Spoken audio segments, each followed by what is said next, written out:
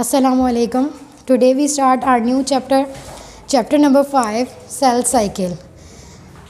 Chapter number 5 का जो पहला टॉपिक है आज जो हम लोग पढ़ेंगे, किसके बारे में पढ़ेंगे? क्रोमोसोम्स के बारे में पढ़ेंगे कि क्रोमोसोम्स जो है वो किसने डिस्कवर किया, क्रोमोसोम को किसने सबसे पहले आइडेंटिफाई किया, कैसे पता चला क्रोमोसोम का क्या स्ट्रक्चर है, इसका फंक्शन क्या है, इसकी टाइप्स क्या हैं, किन किन चीज़ों से मिलकर ये कंपोज हुआ है। तो क्रोमोसोम्स क्या है कि सबसे पहले एक जर्मन एम्ब्रियोलॉजिस्ट था 1882 के अंदर, ठीक है, जर्मन एम्ब्रियोलॉजिस्ट था 1882 के अंदर, वेल्टर फ्लेमिंग, जर्मन एक एम्ब्रियोलॉजिस्ट था वेल्टर फ्लेमिंग 1882 के अंदर इसने सबसे पहले इसको आइडेंटिफाई किया था, ऑब्जर्व किया था। इसने देखा क्या था कि जिस तरह सेल्स जो है वो डिवाइड होते हैं, डिवाइडिंग सेल्स, एक लार्वा था, लार्वा के अंदर इसने देखा कि उस लार्वा के अंदर जो सेल जो है वो डिवाइड हो रहे हैं, तो उन डिवाइडिंग सेल्स के अंदर इसने क्रोमोसोम्स को देखा, ठीक है, आइडेंटिफाई किया, ऑब्जर्व किया। अब उस लार्वा को जो है वो एक डाई, एक कलर के साथ जो है वो एक उसको कलर दिया, एक पिगमेंट दिया, डाई किया। तो डाई का नाम क्या था? पेरकिंस, ठीक है, डाई का नाम क्या था? पेरकिंस एनीलाइन, ठीक है। इस डाई के साथ उसने इसको जो सैलेमेंडर लार्वा था उसको डाई दिया था एक, वो डाई का नाम क्या है हमारे पास? पेरकिंस एनीलाइन। अब इसने जो है वो क्या आइडेंटिफाई किया था, क्या ऑब्ज़र्व किया था इस साइंटिस्ट ने, वेल्टर फ्लेमिंग ने? उसने ऑब्ज़र्व क्या किया था कि जो वो क्रोमोसोम से वो उसका जो कलर था as compare to other organelles, मतलब और ऑर्गेनल्स जो मौजूद थे सेल्स के अंदर, लार्वा के अंदर, as compare to other organelles, chromosomes का जो कलर था वो कैसा था? डार्क था as compare to other organelles. मतलब बाकी जो ऑर्गेनल्स मौजूद हैं सेल्स के अंदर वो उसके मुकाबले में क्रोमोसोम्स का जो कलर था वो डार्क था। वैसे एक्चुअली अगर हम बात करते हैं क्रोमोसोम्स की, तो क्रोमोसोम्स आर कलरलेस बॉडीज़, कि क्रोमोसोम्स का कोई कलर नहीं होता, मतलब कि क्रोमोसोम्स का वाइट कलर होता है, कोई कलर नहीं होता, कलरलेस बॉडीज़ होती हैं। लेकिन जब इसको डाई किया गया, तो जब डाई किया तो क्रोमोसोम्स का जो कलर था वो डार्क था as compare to other organelles, जो दूसरे ऑर्गेनल्स मौजूद थे उसके मुकाबले में जो क्रोमोसोम्स का कलर था वो डार्क था। वैसे एक्चुअली क्रोमोसोम्स जो होते हैं वो कैसे होते हैं? कलरलेस बॉडीज़ होती हैं। और क्रोमोसोम्स को ऑब्ज़र्व कैसे किया? जब सेल्स की डिवीज़न हो रही होती, मतलब सेल डिवीज़न में, डिवाइडिंग सेल्स के अंदर जो जब सेल डिवाइड हो रहे होते हैं उस टाइम जो है वो क्रोमोसोम्स को अपेयर हम देख सकते हैं, क्रोमोसोम्स को जो है वो हम क्या कर सकते हैं? ऑब्ज़र्व कर सकते हैं, ठीक है। अब क्रोमोसोम्स की अगर हमने बात की है तो क्रोमोसोम क्या है? थ्रेड लाइक स्ट्रक्चर है हमारे पास, इस तरह का एक स्ट्रक्चर है, थ्रेड लाइक स्ट्रक्चर है हमारे पास। क्रोमोसोम्स के एक हमारे पास क्या है? एक थ्रेड लाइक स्ट्रक्चर है, ठीक है। और इसके अलावा जो क्रोमोसोम्स हैं at the time of cell division के टाइम पर हमें जो है वो ये नज़र आना शुरू हो जाते हैं। अगर हमने ऑब्ज़र्व करना है क्रोमोसोम्स को तो at the time of cell division के टाइम पर हम जो है वो क्रोमोसोम्स को क्या करते हैं? ऑब्ज़र्व कर सकते हैं, ठीक है। तो क्रोमोसोम्स क्या है? कलरलेस बॉडीज़ हैं, थ्रेड लाइक स्ट्रक्चर हैं at the time of cell division के टाइम पर हम क्रोमोसोम्स को क्या कर सकते हैं? ऑब्ज़र्व कर सकते हैं। और इसके अलावा क्या है कि क्रोमोसोम जो है वो क्रोमेटिन मटेरियल मौजूद होता है, उस क्रोमेटिन मटेरियल से मिलकर बनता है ये। इसके अलावा इन क्रोमोसोम्स के पास जो है वो हेरिडिटी यूनिट्स मौजूद होते हैं। क्रोमोसोम्स के पास क्या है? हेरिडिटी यूनिट्स मौजूद होते हैं। वो हेरिडिटी यूनिट्स हमारे पास क्या कहलाते हैं? जीन्स। क्रोमोसोम्स के पास क्या मौजूद है? हमारा हेरिडिटी यूनिट्स मौजूद हैं। वो हेरिडिटी यूनिट्स हमारे पास क्या कहलाते हैं? जीन्स कहलाते हैं। इसके अलावा एक अगर क्रोमोसोम्स की बात करें कि इसकी कॉम्पोजिशन क्या है, कि क्रोमोसोम्स की कॉम्पोजिशन क्या है, क्रोमोसोम किस तरह किन किन चीज़ों से कंपोज हुआ है, तो क्रोमोसोम की मतलब किन किन चीज़ों से मिलकर बनता है? डीएनए, ठीक है, और इसके अलावा बेसिक प्रोटीन से मिलकर बनता है। और नंबर 3 जो है वो हमारे पास क्या है? हिस्टोन्स, ठीक है। इन 3 चीज़ों से मिलकर क्रोमोसोम जो है वो उसकी कॉम्पोजिशन होती है। क्रोमोसोम जो है वो 3 चीज़ों से मिलकर बन रहा है, डीएनए, बेसिक प्रोटीन्स और हिस्टोन से मिलकर बन रहा है। ठीक है। इसके अलावा क्रोमोसोम्स, एक जो क्रोमोसोम्स की टाइप्स के बारे में हम लोग पढ़ते हैं on the basis of position of centromere. Centromere की पोजीशन की बेस पर हम लोग जो है वो क्रोमोसोम्स की टाइप्स के बारे में पढ़ेंगे। जैसे एक ये हमारे पास क्रोमोसोम है, ठीक है, ये चीज़ दोनों क्या कहलाती हैं, इसकी आर्म कहलाती हैं। ये दोनों आर्म एक पॉइंट से अटैच हुई हुई हैं, वो पॉइंट ऑफ अटैचमेंट हमारे पास क्या कहलाता है, सेंट्रोमियर कहलाता है। ठीक है। एक हमारे पास क्रोमोसोम है, 2 इसकी आर्म्स हैं। ठीक है। इसको आर्म्स को आर्म भी कहते हैं या हम इसको क्रोमेटिड भी कहते हैं, क्रोमेटिड्स भी कह सकते हैं या इसे हम आर्म कहते हैं। दोनों आर्म्स या दोनों क्रोमेटिड्स एक पॉइंट से अटैच हुए हुए हैं, वो पॉइंट ऑफ अटैचमेंट हमारे पास क्या कहलाता है, सेंट्रोमियर। इस सेंट्रोमियर की बेस पर, ठीक है, इस सेंट्रोमियर की बेस पर हम लोगों ने जो है वो इस सेंट्रोमियर की बेस पर टाइप्स ऑफ क्रोमोसोम्स की हम टाइप्स के बारे में पढ़ लेते हैं। ठीक है, कि on the basis of position of centromere की पोजीशन की बेस पर हम लोग क्या करेंगे, क्रोमोसोम्स की टाइप्स के बारे में पढ़ लेंगे। ठीक है। इसके अलावा ये जो सेंट्रोमियर मौजूद है हमारे पास, एक क्रोमोसोम्स को, दोनों आर्म्स को एक पॉइंट जो है वो पॉइंट ऑफ अटैचमेंट है, दोनों पॉइंट्स एक जो है वो दोनों आर्म्स एक पॉइंट से अटैच हुए होते हैं, वो पॉइंट ऑफ अटैचमेंट क्या कहलाता है हमारे पास, सेंट्रोमियर कहलाता है। इस सेंट्रोमियर के पास जो है वो एक प्रोटीन्स मौजूद होता है, वो प्रोटीन हमारे पास क्या कहलाता है, काइनेटोकोर। वो प्रोटीन हमारे पास क्या कहलाता है, काइनेटोकोर। अब हम लोगों ने types of chromosome on the basis of position of centromere की पोजीशन की बेस पर हम लोगों ने जो है वो क्रोमोसोम्स की टाइप्स के बारे में पढ़ना है। ठीक है। Types of chromosome on the basis of position of centromere. इसकी 4 टाइप्स हैं।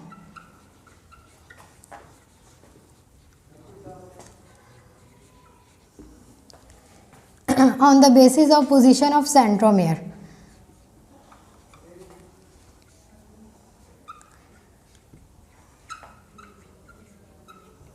ठीक है।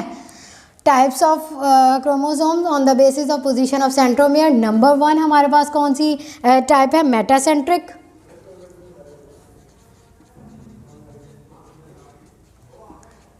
नंबर 2 कौन सी है हमारे पास, सब मेटासेंट्रिक।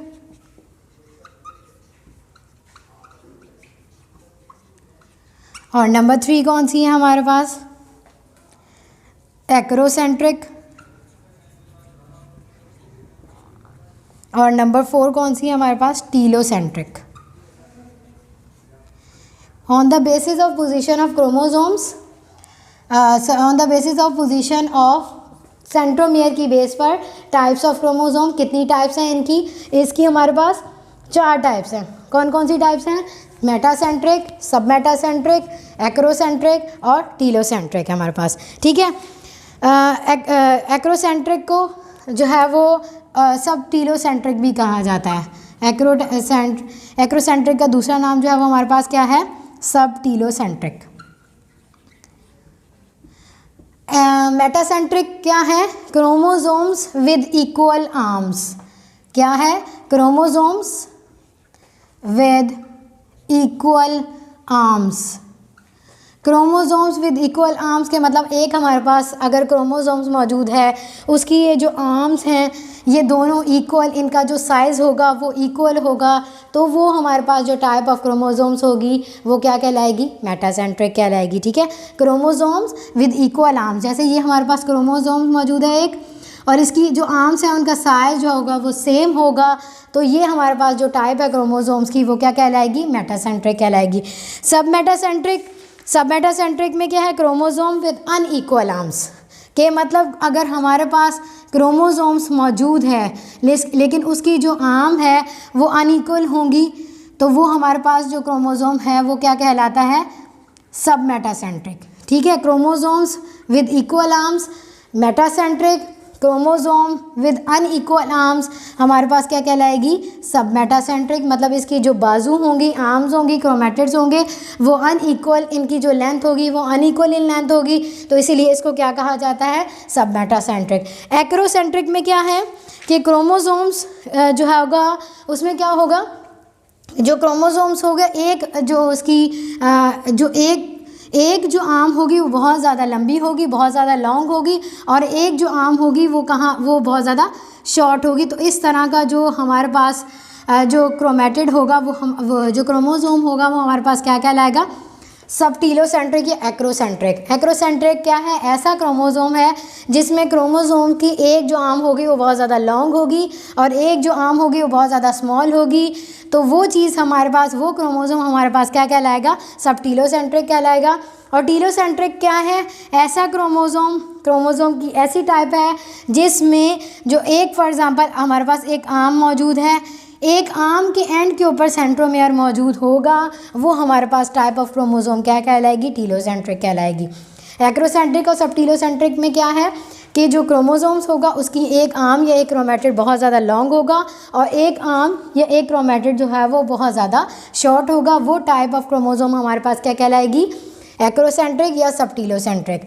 और टीलोसेंट्रिक ऐसी टाइप है क्रोमोसोम्स की जिसमें जो एक आर्म मौजूद होगी, एक आर्म के एंड के ऊपर क्रोमोसोम मौजूद होगा, वो टाइप हमारे पास क्या कहलाएगी, टीलोसेंट्रिक कहलाएगी। ठीक है, क्रोमोसोम्स मतलब location of centromere at the end of chromosome, मतलब टीलोसेंट्रिक के बारे में हम लोग क्या बोलेंगे कि लोकेशन ऑफ सेंट्रोमेयर की लोकेशन कहाँ पर मौजूद है, at the end of chromosome. Location of centromere हमें कहाँ पर नज़र आएगा, at the end of chromosomes के एंड के ऊपर हमें जो है वो सेंट्रोमेयर नज़र आएगा, वो टाइप ऑफ क्रोमोसोम हमारे पास क्या कहला रही है, टीलोसेंट्रिक कहला रही है। ठीक है, क्रोमोसोम्स के बारे में समझ आया कि क्रोमोसोम्स क्या है, कि एक साइंटिस्ट था वॉल्टर फ्लेमिंग, उसने इसको ऑब्जर्व किया था, डाई कलर दिया था, क्योंकि एक्चुअली जो क्रोमोसोम्स होते हैं वो कलरलेस बॉडीज़ होते हैं, उनका कोई कलर नहीं होता, लेकिन उसको जब डाई किया गया, देखा गया, तो क्या देखा गया, क्या ऑब्जर्व किया कि as compare to other organelle, दूसरे ऑर्गेनल्स के मुकाबले में क्रोमोसोम्स का जो कलर था वो डार्क था और बाकी ऑर्गेनल्स का जो कलर था वो लाइट था। क्रोमोसोम जो है वो हमारे पास थ्रेड लाइक स्ट्रक्चर्स होते हैं, इनके पास हेरिडिटी यूनिट्स मौजूद होते हैं, वो हेरिडिटी यूनिट्स हमारे पास क्या कहलाते हैं, जीन्स कहलाते हैं। एक क्रोमोसोम की कॉम्पोजिशन की अगर हम बारे में बात करते हैं तो वो 3 चीज़ों से मिलकर बनते हैं, डीएनए, बेसिक प्रोटीन्स, और इसके अलावा हमारे पास क्या चीज़ मौजूद होती है, हिस्टोन। और इसके अलावा हम लोगों ने on the basis of position of centromere की बेस पर हम लोगों ने क्रोमोसोम्स की टाइप्स के बारे में पढ़ा है, मेटासेंट्रिक, सब मेटासेंट्रिक और टीलोसेंट्रिक। नेक्स्ट हमारा जो टॉपिक है वो क्या है, सेल साइकिल। हमारे चैप्टर का नाम भी है सेल साइकिल।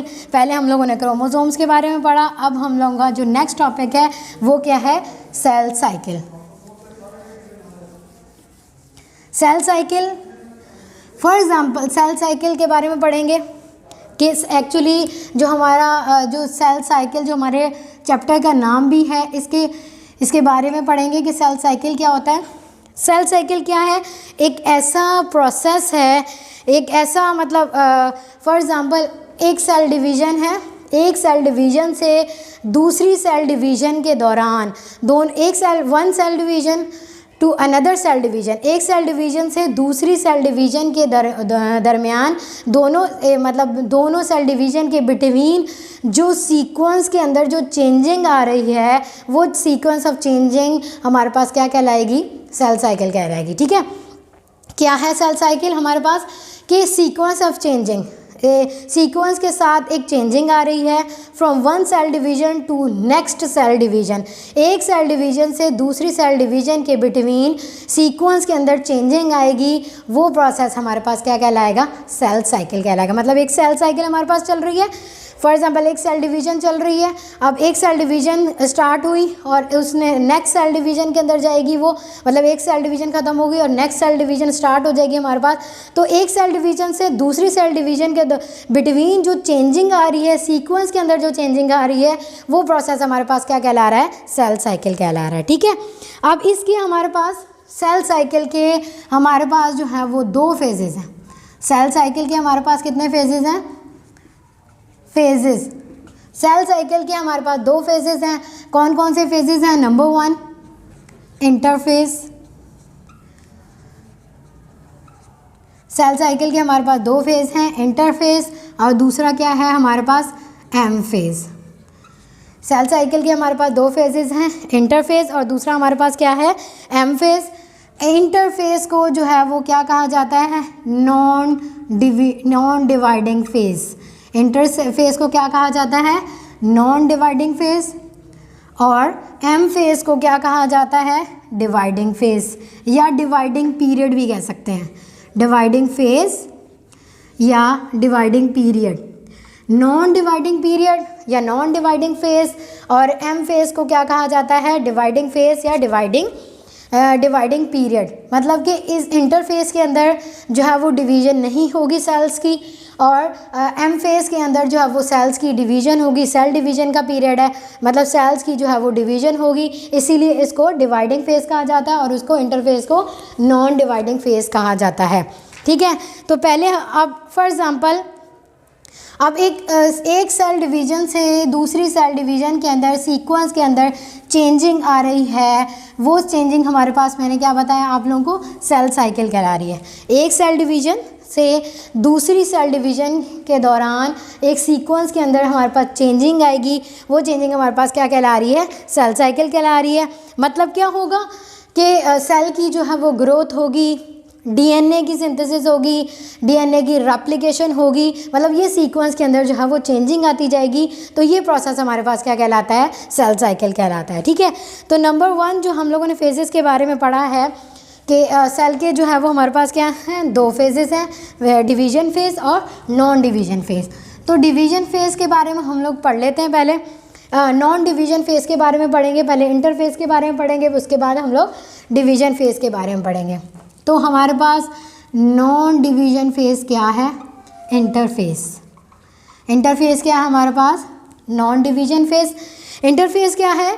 2 कॉन्जिक्यूटिव डिवीज़न के दौरान, 2 कॉन्जिक्यूटिव डिवीज़न के दौरान का जो टाइम पीरियड है, जो पीरियड होगा, वो हमारे पास क्या कहलाता है? इंटरफेस कहलाता है। इंटरफेस क्या है कि 2 कॉन्जिक्यूटिव डिवीज़न के दौरान 2 कॉन्जिक्यूटिव डिवीज़न के दौरान 2 कॉन्जिक्यूटिव डिवीज़न के दौरान का जो टाइम पीरियड है वो हमारे पास क्या कहला रहा है? इंटरफेस कहला रहा है। 2 कॉन्जिक्यूटिव डिवीज़न के दौरान का जो पीरियड है वो पीरियड हमारे पास क्या कहलाएगा? इंटरफेस कहलाएगा। मतलब इस पीरियड के अंदर, मतलब इस 2 consecutive division the process in which, या इसकी डेफिनेशन के बारे में क्या बोलेंगे कि ये ऐसा पीरियड है सेल साइकिल का, the period of cell cycle, the period of cell cycle between 2 consecutive divisions, the period of cell cycle between the 2 consecutive division is called interphase। क्या कहलाएगा हमारे पास? ये इंटरफेस कहलाएगा। इस फेज के अंदर क्या होगा हमारे पास? जो सेल है, सेल जो है वो cell grows in size, cell की जो साइज़ है वो ग्रो करेगा, रेप्लिकेशन हो जाएगी डीएनए की, रेप्लिकेशन ऑफ डीएनए। ठीक है, डीएनए की रेप्लिकेशन होगी, सेल की जो है वो ग्रोथ स्टार्ट होगी। और इसके अलावा इस टाइम पीरियड के दौरान, मतलब इस टाइम पीरियड इंटरफेस के अंदर जो सेल है वो अपने आप को प्रिपेयर करेगा एम फेज़ के अंदर, मतलब एम फेज़ के अपने आप को prepare itself for M, मतलब कि एम फेज़ के अंदर जाने के लिए अपने आप को प्रिपेयर करेगा। ठीक है, कि इस टाइम पीरियड के इस इंटरफेस के अंदर क्या है? इंटरफेस की सबसे पहले डेफिनेशन मैंने आपको बताई कि डेफिनेशन क्या है कि एक ऐसा पीरियड है सेल साइकिल का 2 कॉन्जिक्यूटिव डिवीज़न के दौरान, 2 कॉन्जिक्यूटिव डिवीज़न के दौरान का जो पीरियड होता है, 2 कॉन्जिक्यूटिव डिवीज़न के दौरान का जो पीरियड है वो हमारे पास क्या कहला रहा है? इंटरफेस कहला रहा है। और इस इंटरफेस के अंदर क्या हो रहा है कि सेल की ग्रोथ हो रही है, मतलब सेल का साइज़ बढ़ रहा है। रेप्लिकेशन ऑफ डीएनए, डीएनए की रेप्लिकेशन हो रही है। रेप्लिकेशन का मतलब है कि डीएनए जो है वो अपने आप को सिंथेसाइज करवाता है, इसकी जो है वो डुप्लीकेशन स्टार्ट होना शुरू हो जाती है। और इसके अलावा इस इंटरफेस के अंदर क्या है कि सेल जो है वो अपने आप को प्रिपेयर करता है, प्रिपेयर करेगा, मतलब इस तरह प्रिपरेशन अपनी स्टार्ट कर देगा कि वो अपने आप को एम फेज़ के अंदर ले जाए, मतलब कि डिवाइडिंग फेज़ के अंदर ले जाएगा। ठीक है, अब इस इंटरफेस के हमारे पास जो है वो 3 इसकी जो है वो टाइप्स हैं हमारे पास। डिवाइड इंटरफेस जो है वो हमारे पास डिवाइड होता है 3 सब फेजेस के अंदर। Interface divide into 3 sub phases, कि मतलब 3 सब फेजेस के अंदर जो है वो इंटरफेस हमारे पास डिवाइड होता है। मतलब interface are divided into 3 sub phases. कौन कौन से, मतलब आगे फर्दर इंटरफेस भी आगे फर्दर, पहले हमारे पास सेल साइकिल डिवाइड हुआ किसके अंदर, इंटरफेस के अंदर, नॉन डिवाइडिंग फेज के अंदर, और एम फेज़ के अंदर, डिवाइडिंग फेज़ के अंदर। अब हम पढ़ रहे हैं इंटरफेस। इंटरफेस के बारे में हम लोगों ने पढ़ लिया। इंटरफेस क्या है कि सेल साइकिल का ऐसा टाइम पीरियड 2 कॉन्जिक्यूटिव डिवीज़न के दौरान का जो जो 2 कॉन्जिक्यूटिव डिवीज़न के दौरान का जो पीरियड होता है वो सेल साइकिल कहलाता है। अब इस इंटरफेस की भी आगे फर्दर हमारे पास 3 सब फेजेज़ हैं, 3 सब फेजेज़ हैं। कौन कौन से फेजेज़ हैं? G1 फेज़, नंबर 2 हमारे पास क्या है, एस फेज़, और नंबर 3 क्या है हमारे पास, G2 phase. G1 phase, G2 phase, G1 phase, S phase और G2 फेज़। मतलब कि G1 फेज़ का मतलब होता है गैप 1 फेज़, एस फेज़ का मतलब होता है सिंथेसिस फेज़, और G2 फेज़ का मतलब क्या होता है, गैप 2 फेज़। ठीक है, कि G1 phase, G2 S phase और G2 फेज़, इनके इस इंटरफेस की हम लोग जो है वो फेजेस के बारे में जो है वो स्टडी कर लेते हैं कि इंटरफेस का जो फेजेस हैं वो हमारे पास क्या हैं। नंबर 3 फेजेस है ना, interphase are further divided into 3 sub phases, कि इंटरफेस जो है वो हमारे पास 3 सब फेजेस के अंदर हमारे पास डिवाइड हो रहा है। नंबर 1 कौन सा बताया आपको, G1 फेज़, मतलब कि गैप 1 फेज़। ठीक है, इस फेज़ के अंदर क्या होता है कि सेल की गैप 1 फेज़ के अंदर क्या है कि सेल की जो है वो क्या है, मेटाबॉलिक एक्टिविटीज़। इस फेज़ के अंदर सेल जो है वो मेटाबॉलिक एक्टिविटीज़ जो है वो डिफरेंट मेटाबॉलिक एक्टिविटीज़ जो है वो परफॉर्म करता है। इस फेज़ के अंदर क्या है, सेल जो है वो डिफरेंट मेटाबॉलिक एक्टिविटीज़ परफॉर्म करता है। मतलब कि वही वाली बात आ गई कि सेल की जो है वो जो साइज़ है उसके अंदर ग्रोथ होती है। इसके अलावा क्या है कि कुछ डिफरेंट स्पेसिफिक एंजाइम्स जो है वो कुछ स्पेसिफिक एंजाइम्स हैं वो सिंथेसाइज होना शुरू हो जाते हैं। और इसके अलावा डीएनए के कुछ यूनिट्स हैं, डीएनए के कुछ बेसिस हैं, वो आहिस्ता आहिस्ता उनकी फॉर्मेशन स्टार्ट होना शुरू हो जाती है। ठीक है, गैप 1 फेज़ के अंदर क्या है कि कुछ मेटाबॉलिक एक्टिविटीज़ परफॉर्म करता है सेल, मतलब कि सेल की जो ग्रोथ है उसके अंदर इंक्रीज़ होती है। कुछ स्पेसिफिक एंजाइम्स जो है वो सेल सिंथेसाइज करना शुरू कर देता है फॉर द ग्रोथ के लिए, और कुछ ऐसे स्पेसिफिक बेसिक यूनिट्स जो है वो बनना शुरू हो जाते हैं। डीएनए के बेसिक यूनिट बनना शुरू हो जाते हैं। डीएनए के जो बेसिक यूनिट्स की फॉर्मेशन होगी किस लिए, फॉर डीएनए सिंथेसिस। डीएनए को सिंथेसाइज करने के लिए, डीएनए को मैन्युफैक्चर करने के लिए कुछ डीएनए बेसिक यूनिट्स जो है वो बनना शुरू हो जाएंगे ताकि डीएनए की सिंथेसिस हो। ठीक है, और इसके अलावा अब G1 फेज़ के अंदर क्या है, मेटाबॉलिक एक्टिविटीज़ के बारे में बता दिया, स्पेसिफिक एंजाइम सिंथेसाइज हो रहे हैं और डीएनए के बेसिक यूनिट्स जो है वो सिंथेसाइज हो रहे हैं डीएनए की सिंथेसिस के लिए। लेकिन क्या होता है G1 फेज़ के अंदर कि सेल जो है वो वर्किंग करता है, ग्रोथ करता है, लेकिन एक टाइम पीरियड ऐसा आता है कि जो सेल है या तो वो G0 फेज़, ठीक है, G0 फेज़ के अंदर चला जाता है या S फेज़ के अंदर अपने आप को, मतलब कि सेकंड जो फेज़ है हमारे पास, सेकंड जो फेज़ वो हमारे पास क्या है, सिंथेसिस फेज़ है। या तो सेल G1 फेज़ के अंदर एक ऐसा टाइम पीरियड, एक ऐसा इंटरवल आता है कि या तो सेल G0 फेज़ के अंदर चला जाता है। G0 फेज़ का मतलब क्या है, रेस्टिंग फेज़, कि या तो वो सेल जो है वो रेस्टिंग फेज़, मतलब डेथ नहीं होगी, रेस्टिंग फेज़ के अंदर चला जाएगा, मतलब कोई भी वर्किंग नहीं करेगा सेल, मतलब रेस्टिंग फेज़ के अंदर चला जाएगा। या सेल जो है वो अपने आप को किस फेज़ के अंदर ले जाएगा, सिंथेसिस फेज़ के अंदर, मतलब कि अपने आप को नेक्स्ट फेज़ के अंदर ले जाएगा, सिंथेसिस फेज़ के अंदर ले जाएगा। मतलब कि G1 फेज़ में सेल या तो G0 फेज़ रेस्टिंग फेज़ के अंदर चला जाएगा, एक ऐसा टाइम पीरियड, एक ऐसा इंटरवल आएगा, या वो अपने आप को किस फेज़ के अंदर ले जाएगा, सिंथेसिस फेज़ के अंदर। सेकेंड हमारे पास जो फेज़ है वो कौन सा फेज़ है, सिंथेसिस फेज़। इस फेज़ के अंदर क्या होगा कि इस during this phase replication of DNA synthesis, इस फेज़ के अंदर क्या होगा, replication of DNA synthesis, DNA की जो सिंथेसिस है उसकी रेप्लिकेशन स्टार्ट हो जाएगी, उसकी मैन्युफैक्चरिंग होना शुरू हो जाएगी।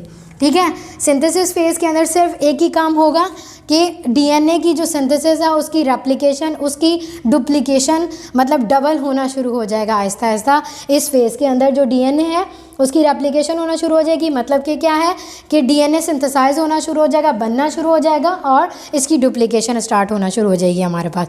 और मतलब कि जो क्रोमेटिन मटेरियल है वो डुप्लीकेट होना शुरू हो जाएगा, डबल होना शुरू हो जाएगा इस फेज़ के अंदर। नंबर 3 हमारे पास क्या है, नंबर 3 जो हमारे पास फेज़ है इंटरफेज़ का जो है वो दूसरा इंटरफेज़ का लास्ट फेज़, इंटरफेज़ जो है वो कितने उसमें डिवाइड हो रहा है, 3 सब फेजेस के अंदर डिवाइड हो रहा है। कौन कौन से 3 सब फेजेस हैं, G1 फेज़, S फेज़ और G2 फेज़। लास्ट हमारे पास जो फेज़ है वो क्या है, G2 फेज़। G2 फेज़ क्या है, मतलब गैप 2 फेज़। इस फेज़ के अंदर क्या होगा कि इस फेज़ के अंदर भी डिफरेंट जो है वो चेंजिंग आएगी। इस during this phase following changes अकर, मतलब इस फेज़ के अंदर डिफरेंट चेंजिंग आएंगी हमारे पास। क्या क्या चेंजिंग आएगी, सेल की, तीनों फेज़ के अंदर सेल की क्या हो रही है, ग्रोथ हो रही है, सेल का जो साइज़ है वो इंक्रीज़ कर रहा है। इसके अलावा सेल के अंदर जो डिफरेंट ऑर्गेनल्स होंगे, cell organelles are replicate, cell के जो ऑर्गेनल्स होंगे वो भी रेप्लिकेट करना शुरू हो जाएंगे, उनकी भी क्या हो जाएगी, डुप्लीकेट स्टार्ट होना शुरू हो जाएगी। और इसके अलावा कुछ स्पेसिफिक एंजाइम्स प्रोड्यूस होना शुरू हो जाएंगे, कुछ स्पेसिफिक एंजाइम सिंथेसाइज होना शुरू हो जाएंगे। क्यों, किस वजह से वो स्पेसिफिक एंजाइम्स को वो स्पेसिफिक एंजाइम्स का फंक्शन क्या है, सिंथेसाइज होंगे सेल डिवीजन के लिए। कुछ सेल के जो organelle, cell grows in size, gap 2 phase के अंदर भी डिफरेंट फॉलोइंग चेंजेस आ रही है सेल के अंदर। सेल की जो साइज़ है वो ग्रोथ करेगा, सेल के जो ऑर्गेनल्स हैं वो रेप्लिकेट होना शुरू हो जाएंगे, कुछ स्पेसिफिक एंजाइम्स हैं वो फॉर्मेशन होना शुरू हो जाएगी, सिंथेसिस होना शुरू हो जाएगी, मैन्युफैक्चरिंग होना शुरू हो जाएगी। क्यों, because for cell division, cell division के लिए जो है वो एंजाइम्स वो फॉर्मेशन होना शुरू हो जाएगी कि सेल डिवीजन में हेल्प आउट करेंगे। ठीक है, और इसके अलावा जो एंजाइम सिंथेसाइज हो रहे हैं वो सेल डिवीजन के अंदर इस्तेमाल होंगे कि वो सेल डिवीजन को फास्ट कर देंगे, उस प्रोसेस को, रिएक्शन को आहिस्ता आहिस्ता जो है वो केमिकल रिएक्शंस होंगे, उन केमिकल रिएक्शंस को फास्ट कर देंगे। यहाँ पर आज का हमारा टॉपिक ख़त्म हुआ। इंशाल्लाह कल मिलेंगे नेक्स्ट टॉपिक के साथ। अल्लाह हाफिज़।